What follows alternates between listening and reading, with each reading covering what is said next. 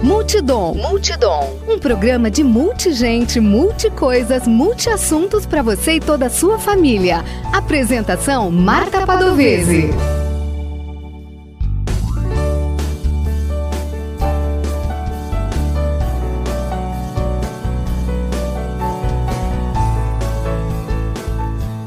Olá! Eu sou Marta Padovese e apresento o programa Multidom na Rádio Webdom.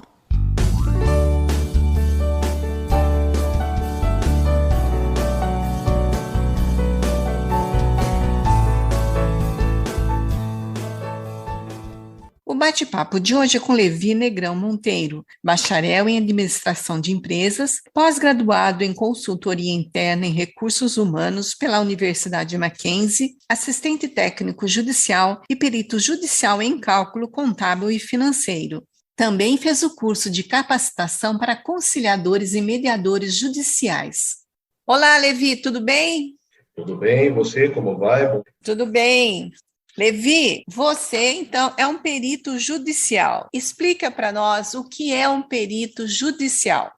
O perito judicial, ele é uma pessoa física que é chamada por um juiz para auxiliá-lo a tomar uma decisão. No meu caso, eu faço cálculos judiciais e cálculos financeiros, bancários e contábeis. Quando o juiz ele tem uma causa em suas mãos, ele tem um impasse entre as partes. E o juiz não é conhecedor de todas as coisas. Então, ele sempre pede um auxiliar técnico, seria bem apropriada a palavra, para fazer os cálculos e avalizar esses cálculos, aonde ele vai olhar e ele vai dar, então, o seu parecer favorável a uma das partes. O perito judicial, ele faz o cálculo ou ele apresenta dados que são imparciais, baseados em seu conhecimento técnico, para que o juiz, então, possa apreciar e, então, ver quem é que está com a razão. Seria essa a maior razão de existir um perito judicial.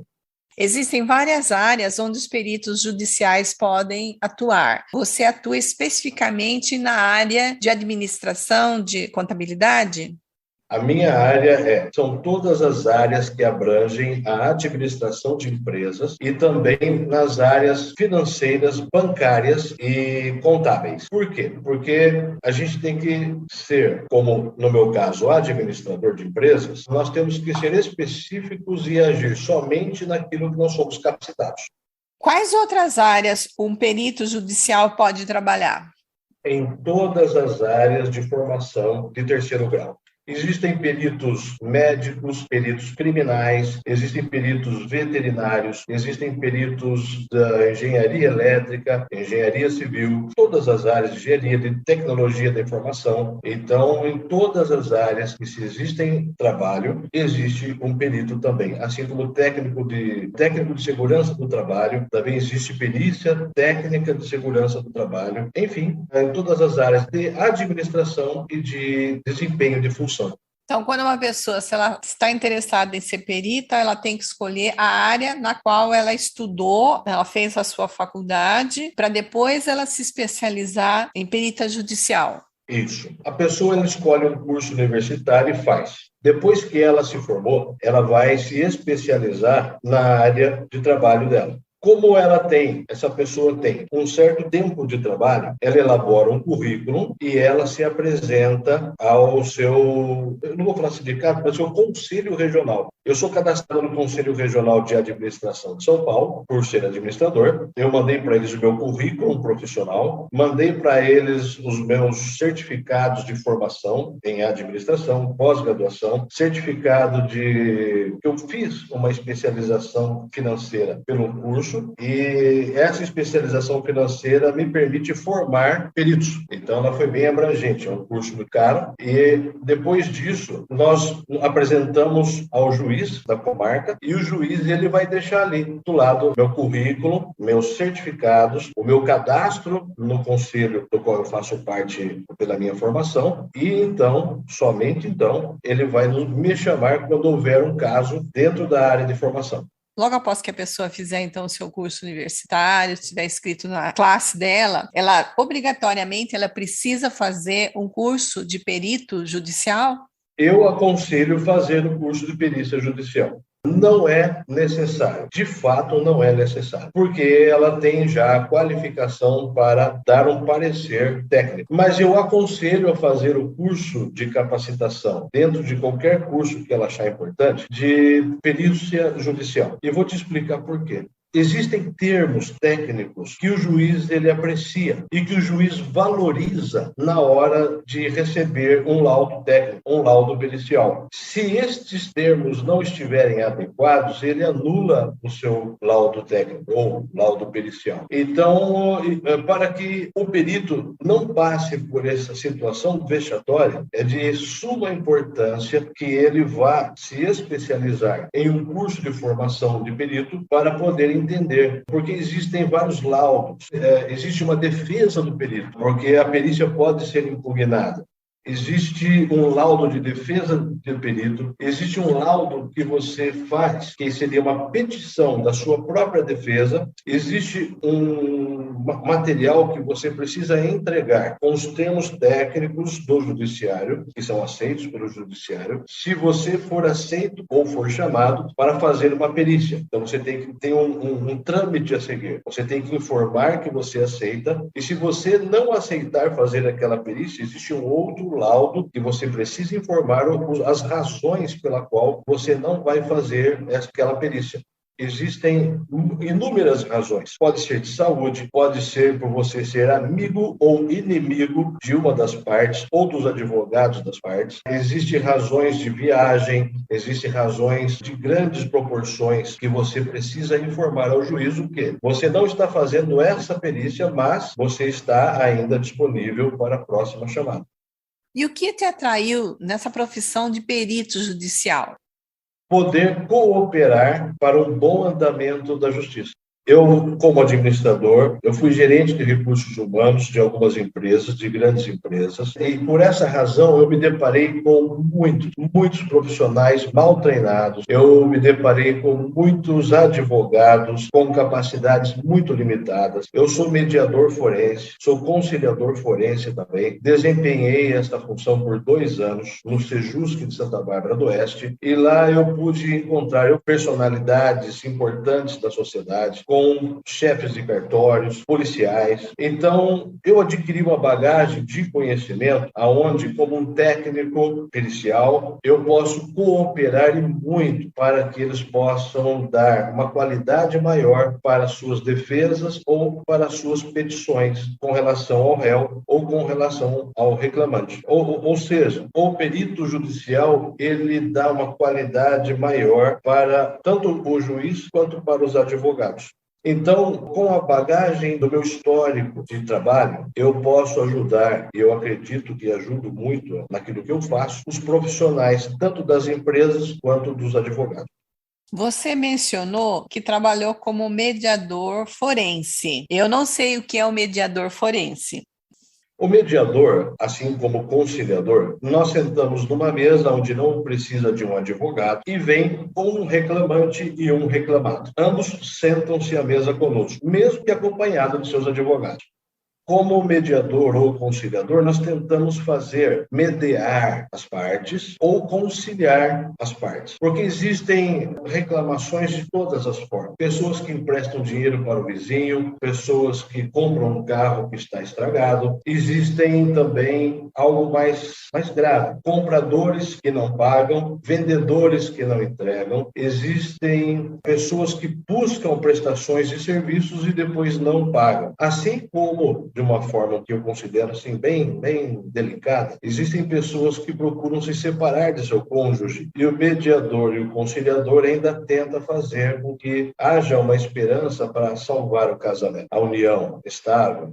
Mesmo assim, muitas vezes eu fiz inúmeras separações. Muitos divórcios saíram daquela mesa. Então, nós também mediamos isso, porque existem bens em comum, existem dívidas em comum. Então, nós acertamos ali na mesa a melhor forma de se dissolver esta união, com as partes se responsabilizando por muitas das suas obrigações. Também brigas de vizinhos, onde uma pessoa faz o muro e a outra não termina, a outra parte que seria a parte dela. Telhados que sobrepõem a casa do vizinho. E são tantas as coisas que somos procurados para mediar e fazer com que as pessoas possam ter um final que seja satisfatório para os dois. O mediador forense, ele faz a vez de um juiz ou não? Durante o ato da sessão de mediação, eu sou o representante do juiz naquele momento. Posso pedir uma força policial, posso pedir uma intervenção de qualquer forma através do nosso chefe, o nosso orientador, que fica do lado de fora da sala. Você não fica o dia todo trabalhando como mediador forense? Tem um grupo que fica ali dentro o dia todo. No caso de Santa Bárbara, quando eu estive lá trabalhando, eu já estou fora há algum tempo, existiam 3 salas de atendimento e uma pauta para cada sala. Então, os conciliadores que estavam presentes ficavam 2 em cada sala. Um no computador fazendo a lauda da resolução e o outro à mesa com as partes. Cada sala tinha sua pauta, era em torno de 18 agendamentos diários para cada sala e para justamente desafogar o trabalho do juiz. Há quanto tempo você atua como perito judicial? Desde outubro de 2021.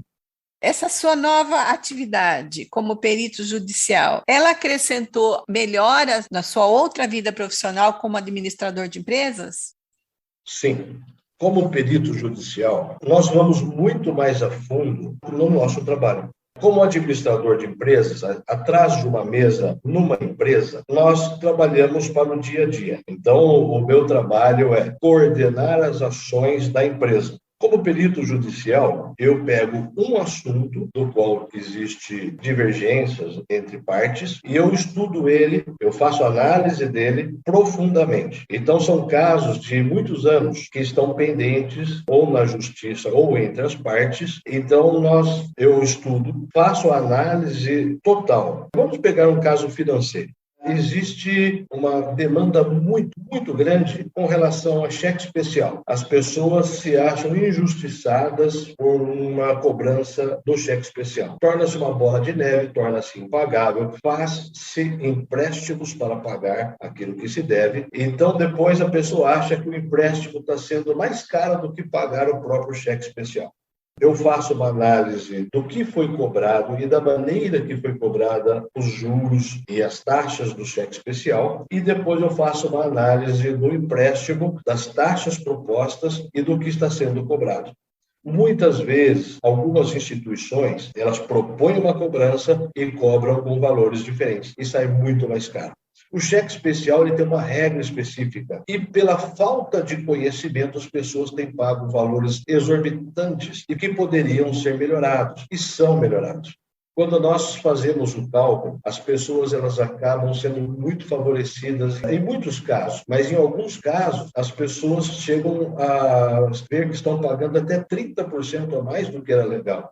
Se colocar agora dentro de uma empresa, no caso de uma administração financeira, a administração financeira de uma empresa, às vezes ela fica meia solta por uma pessoa que foi nomeada para cuidar. Neste levantamento, nós vimos se os recursos que estavam disponíveis, se eles foram aplicados adequadamente e se não foram desviados.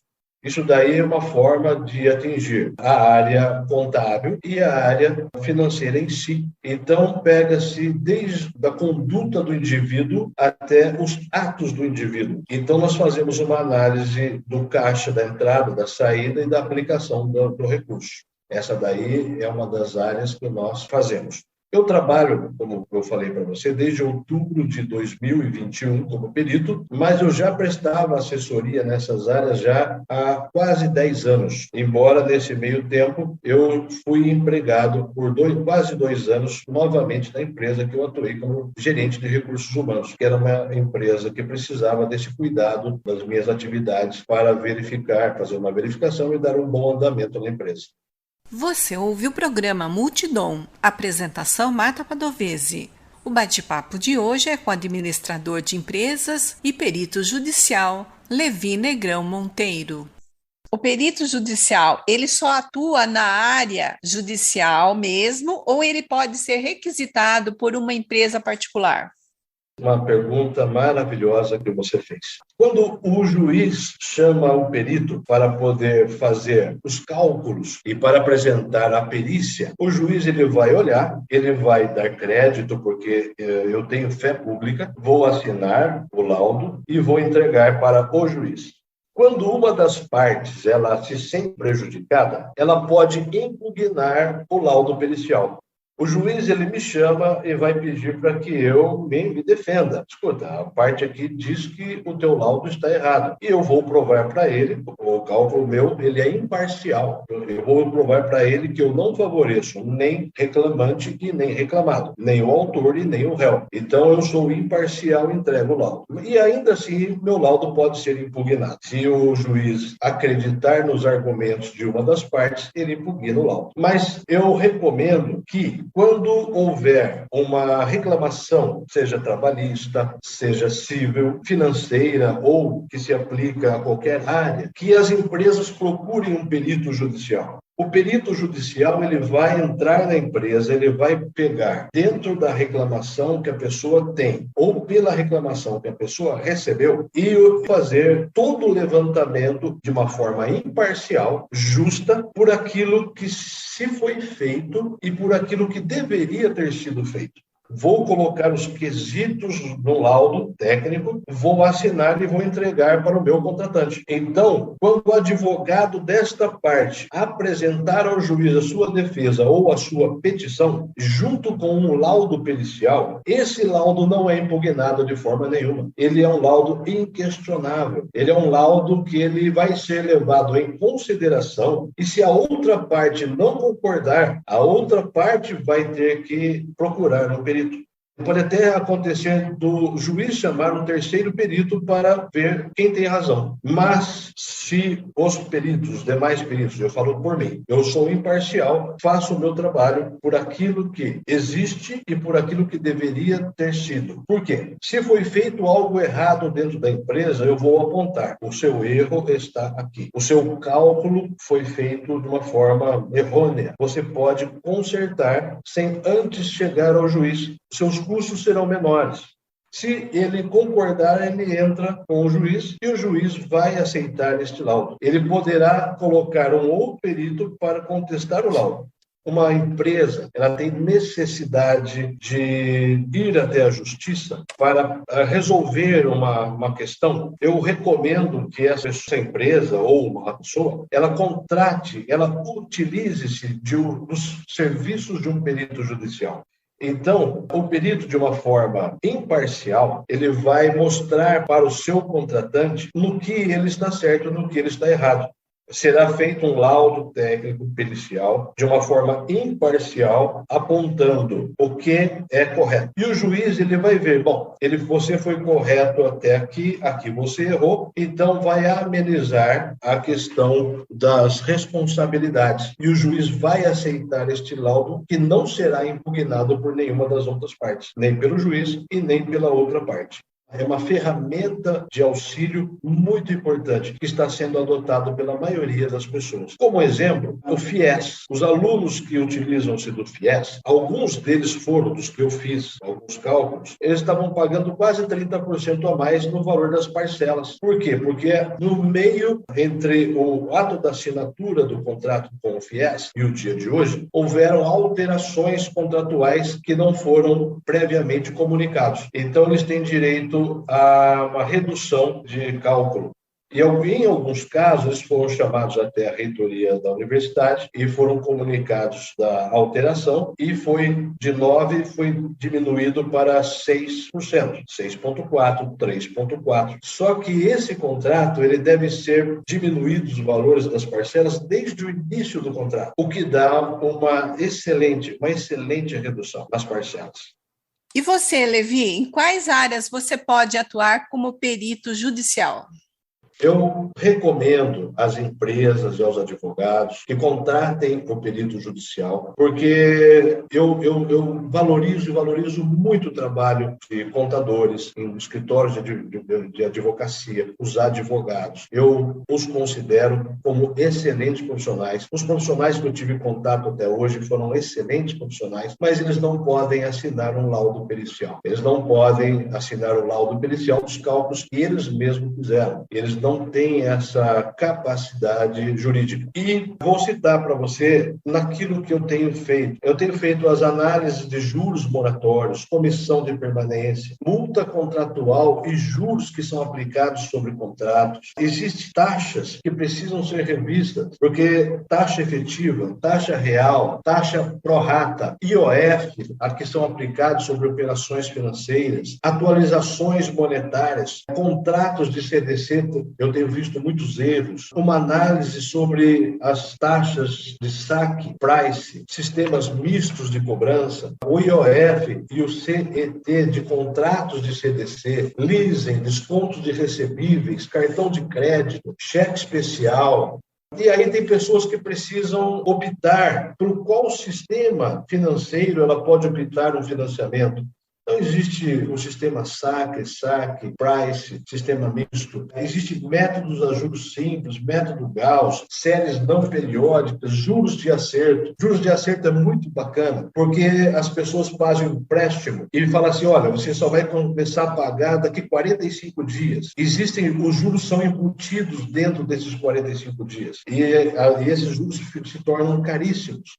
O sistema financeiro de habitação também existem muitos erros que são colocados nesses cálculos. E uma coisa que eu tenho tido muito sucesso seriam os contratos de leasing. O leasing ele tem uma característica tão própria que não é passado para as pessoas. Existe dentro do leasing algumas taxas que são cobradas e ela é prevista em lei. E existe o valor residual garantido. Este valor residual garantido é um valor, digamos, você faz o leasing de um veículo, o máximo que se paga são 48 meses, e precisa ser 48 meses para estar dentro da qualificação de leasing, e esse valor residual, ele é cobrado, mas ele não é informado. Eu fiz um leasing, ou melhor, a minha mãe fez um leasing há pouco tempo, e não foi informado para ela, porque eu estava acompanhando, desse valor residual. Então, ela deu uma entrada financeira, eu não sei se foi descontado dessa entrada, eu não sei se foi descontado, somado junto às parcelas, e pode ser também pago no final. Só pelo fato de não ser informado, já é um fato de um levantamento, porque são cobrados taxas muito altas, indevidas dentro desses contratos. Então, dentro disso tudo, até cálculo do BNDES a gente faz para que o usuário desses sistemas possa estar, de certa maneira, confortáveis com aquilo que estão pagando. Ou ter a certeza de que precisam fazer uma reclamação junto ao judiciário, procurar um advogado e para ter os seus direitos garantidos e revisionados os valores a serem pagos. Os escritórios de contabilidade podem pedir uma avaliação do perito judicial? Sim, muitas empresas, tanto de pequeno porte quanto de grande porte, que têm o seu sistema de contabilidade próprio, ou os escritórios de contabilidade, podem pedir o laudo, porque algumas empresas de prestação de serviço, elas precisam mostrar a sua capacidade, tanto financeira, quanto que ela vai ter condições de cumprir com as obrigações contratuais. E o laudo pericial, ela vai fornecer, junto com o contrato de prestação de serviço, para o seu, digamos, cliente, seu novo cliente. Alguns escritórios contábeis que não podem assinar os laudos periciais, que não podem apresentar um laudo pericial a quem quer que seja, ela pode pedir sim. Nós fazemos o cálculo, entregamos o laudo e torna-se um documento muito importante para o cliente. Como tem sido o resultado do seu trabalho? O resultado do meu trabalho ele não pode ser bom, ele tem que ser excelente, ele tem que abranger todas as necessidades do contratante e ele tem que ir a fundo em todas as letras e números e situações da qual se propõe dentro da necessidade do trabalho. E se alguém quiser entrar em contato com você para solicitar os seus serviços como perito judicial ou mesmo como administrador de empresas, como é que faz? Eu tenho o meu Instagram. O meu Instagram é Perito Judicial Prime, que se escreve Prime, Perito Judicial Prime. Ali eu apresento alguns folders do meu trabalho. Ali também tem o meu contato de telefone, mas eu vou passar o meu telefone também. O meu telefone é DDD 019 995 358 308. Então, pode me ligar, pode me deixar recado, é o WhatsApp. Então, eu tenho aí toda forma de poder ajudar quem me buscar. Um detalhe, né? Eu presto serviço aqui em Santa Bárbara, Americana, Cidade de Leme, São Paulo e algumas outras cidades da região. Se eu for listar aqui, nós vamos nos alongar bastante. Eu agradeço ao perito judicial Levi Negrão Monteiro pela participação aqui no Multidom. Obrigada, Levi, muito obrigada por você dar um tempinho para bater um papo conosco.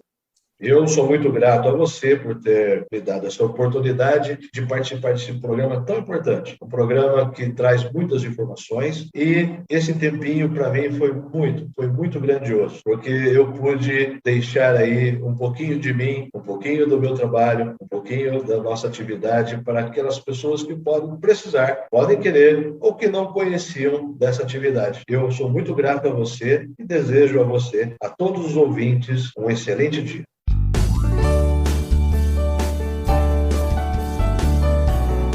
Quer entrar em contato conosco, deixar um recado ou ouvir de novo?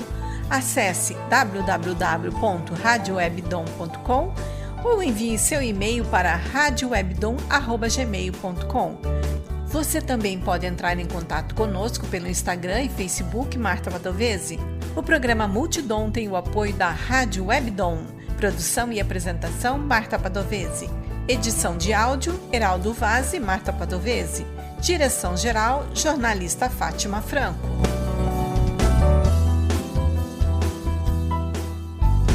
Você ouviu pela Rádio Webdom o programa Multidom. Um programa para você e toda a sua família. Apresentação Marta Padovese.